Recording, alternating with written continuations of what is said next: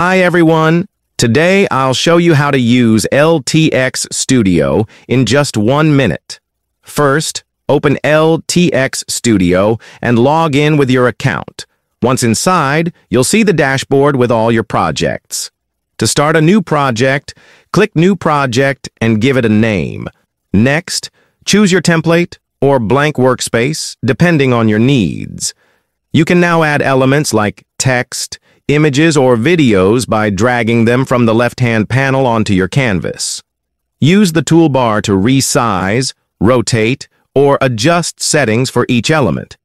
To enhance your project, explore effects, transitions, and layers for more professional results. Once everything looks perfect, click Preview to see your project in action. Finally, hit Export to save your work in your preferred format, whether it's video, image, or PDF. And that's it. You've quickly created your project in LTX Studio.